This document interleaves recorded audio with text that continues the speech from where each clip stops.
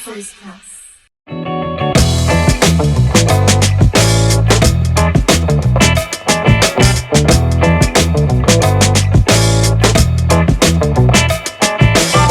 Francis, can you tell us about yourself? By trade, I am a scientist. My first job was nuclear physics. I worked for the French Atomic Energy Commission for about 6 years. After, I worked mainly for the mining industry, and I started my own business on consulting and auditing and teaching about in 1984. And ever since, I'm still working to help people all around the world in the mining industry. The books that we are going to talk about is a hobby for me. It's not my real profession, but I enjoy writing, and I wrote several books, and we are going to talk about here sort of à l'Ouest. So this is basically my story, okay? And how did you get into writing? What or who inspired you to write? What inspired me to write, it's has something to do with the fact that I live for about 6 years in the South Pacific. I got a fascination for the philosophy of ancient Polynesians. You know, they had a beautiful philosophy of life. I got interested by that, and I started to take notes, and at one point I came to I say, I have to write books on this because it's too good to miss, you know. That's how it started, and that was my first book, Heirs of a Lost Race. And what is Heirs of a Lost Race all about? It's about 1600 years ago, something, it's not very clear yet, but it was a contact between some people from South America in Peru and some islanders that were coming from far west across the Pacific. There was a contact here because there are too many similarities in words that are the same. So, and that I tried to put a story on this. So the context of the book is based on archaeological facts, when the characters are fiction from my part. And why should people read it? Do you think it would make a difference in their lives? Yes, because of the people that came from South America around Machu Picchu. They had a philosophy of peace. Basically, what they say, my adversary, I should not fight with my adversary. My adversary should never become my enemy. So that was their message of peace. So that's an important message for the world today. And Polynesian have an interesting philosophy also. Ancient Polynesian will say, who you are, it's irrelevant. Don't worry about who you are. What counts in life is the person you want to be. And that I think this is something we should teach our children. I totally agree with what you just said. I like that. We should teach people who they should be, right? And what is the most challenging part of your writing journey? How did you go about it? But you invent some characters, or you start to write 1 chapter, 2 chapter, 3 chapter, and all of a sudden the characters evolve on you and say, oh, that is too good, but if it's too good, I have to change my story. So the characters take a life of their own, and you have to put up with that, you know. And how did you overcome that challenge? Oh, by it keeps you awake at night, and you adjust. No, it was fun. It's fun to do that. And it's a life of its own. And I know you mentioned it was taking a lot of work for you, or that was a challenging part because you came up with a lot of characters, and that seemed to be the challenging part. How did you go about it? How did you get better sleep and things like that? I don't know exactly how to answer this, but the characters came naturally. It was not taking effort from my part. What took effort for my part is to write books. I am a believer in the philosophy of Jack London. You know what Jack London said when he was 20, 21? He said, I will never spend one day of my life without to write at least one page. And as a result, he did about 34 novels. Okay, so Ellen, was there ever a time that it was difficult for you to write? Not really. I did it for pleasure. So I will drop the book for a week. I will not write anything, and then after all of a sudden I was inspired, and I will write for 2 days in a row. So the way you came about things when it got difficult is you would take a rest and then you would bounce back. Yeah, more or less. Okay. I try to write a little bit every day. It's how you call that? It's an attrition process. By doing this, you achieve sooner or later. That's good advice. What other advice would you give your readers?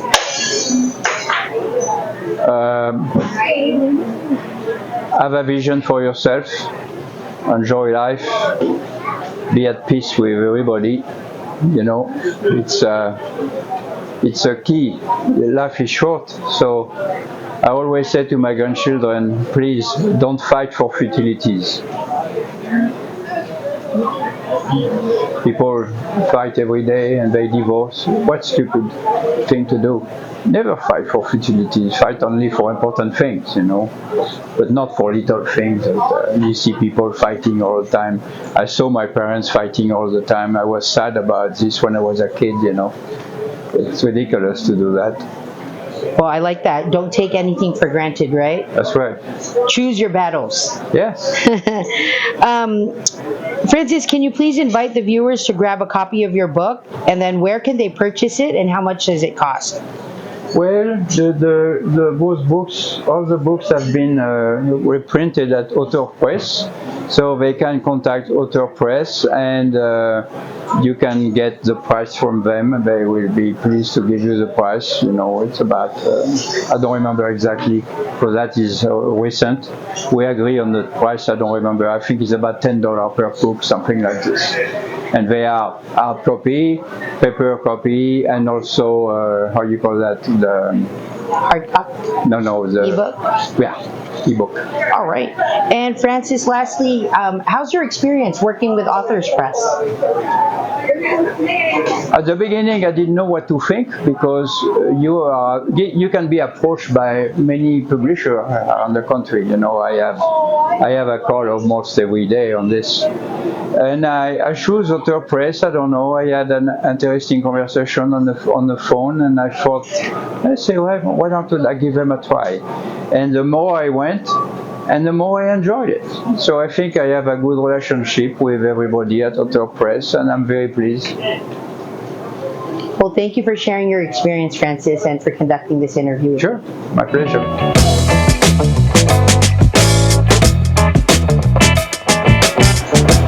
Okay. Francis, can you tell us a little bit about yourself? Yes, I'm sorry. My name is Dr. Francis Pitard, and originally I am a scientist. My degree was in nuclear physics. My first job was with the French Atomic Energy Commission, and then later on I start working for the mining company. I'm still working for mining company today. That's my main job as a consultant. I got a doctorate in statistics about 12 years ago, and writing books like those books you see here. For me, it's a hobby. It's not my main job. I love writing, and my objective here is to help people to have a vision and become better people. Thank you, Francis. Now, I know we have 3 books here that we want to talk about. Yes. For each book, can you share a brief description and Okay. which title you want to talk about? This one is a sequel of Heirs of a Lost Race we talked about yesterday, and that's a sequel of it. So it's a story of the settlers of Easter Island, and later on they built all of those big statues. Here there are many mystery about it, and so there is a lot of information in that book about how did they transport those statues. That is unbelievable. The way they did it is just unbelievable. It's still a mystery, but I give my theory behind. So that's this book. The next book is the story of my great aunt that was working for the French resistance, and she got caught by the German with her husband. She went to the concentration camp in Ravensbruck. Her husband died in Dachau, in another concentration camp. She was in a concentration camp for women, and 1 week before the liberation by the Russians, she managed to escape. On her way to the forest, she was going towards the American front line. She found a wounded American soldier with a broken leg. She dragged him all the way to his unit. She saved his life. So that's the story of that book. That's my great aunt.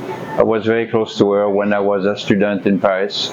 She was telling me all those stories. So one day I will write the book. And I did. And then the third book, that's my last book, about the story of Joan of Arc. We describe Joan of Arc as a martyr, and they judge her, they burn her. That's a story we usually hear. But I take it differently. I said to people, look, how is it conceivable that you become who she was at age 17, the head of the French army at age 17? A girl with no education, cannot write, cannot read. She could put words together to convince anyone of anything. How did she got that talent? She was superiorly intelligent. So I start the story here when she was 8 years old until she was 17. How did she become that way? You know, that's the story I put in that book.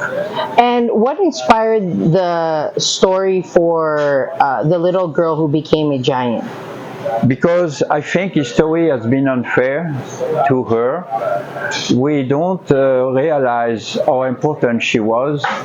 At the time, that was in the 15th century, you know, she fought against the English.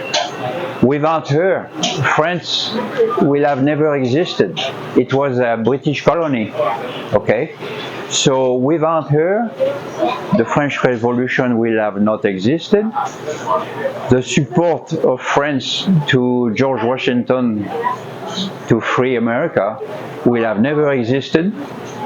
Therefore, the America we know today will not exist. Lady Liberty will not exist without Joan of Arc. And how about the book From Normandy to the Hell of Ravensbruck? But that's the story of my great aunt. I was very close to her. You know, that is family. You know, when this happened to her, I was 3 years old. You know, but I remember some details during World War II, and there is some anecdotes in there that explain who I was with my parents at the beginning. You know. And the last book we want to talk about, Rapa Nui Settlers. What inspired the idea for that book? That was, there is a lot of mystery on that island, and I got fascinated by ancient Polynesians, their way of living, their philosophy.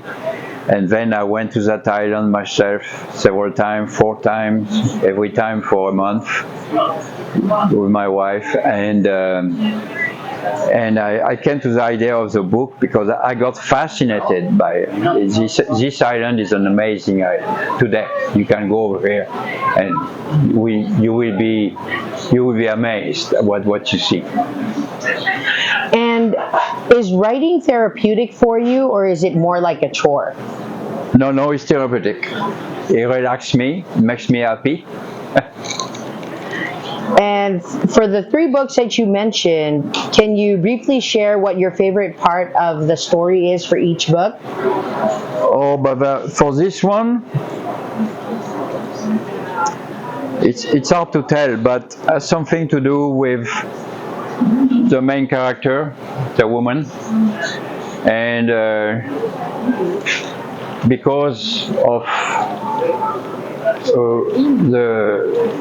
the characters that she has allow her to rise, and to become basically the queen of the island. That's my favorite part, you know. And here, she was a very strong woman.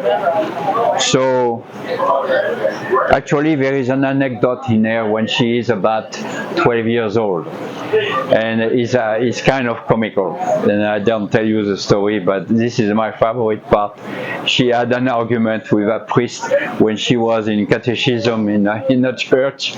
So she argued with the priest. That's my favorite part, you know. And that, well, that's my favorite part. I'll show you. I'll read it for you. All battles are first won or lost in your mind. So in other words, losing or winning is an attitude to begin with. You know, it's interesting. I like that. I agree with you 100%. How do you want your books to impact your readers, and what message do you want them to take away from reading them? But if I take the example of that one, I strongly recommend that book for young women. She was the first feminist in history. So it's important for women to read this. It will give them strength, you know. And that is, does history will repeat the same mistake? And yes, they do. Over and over and over. We never learn.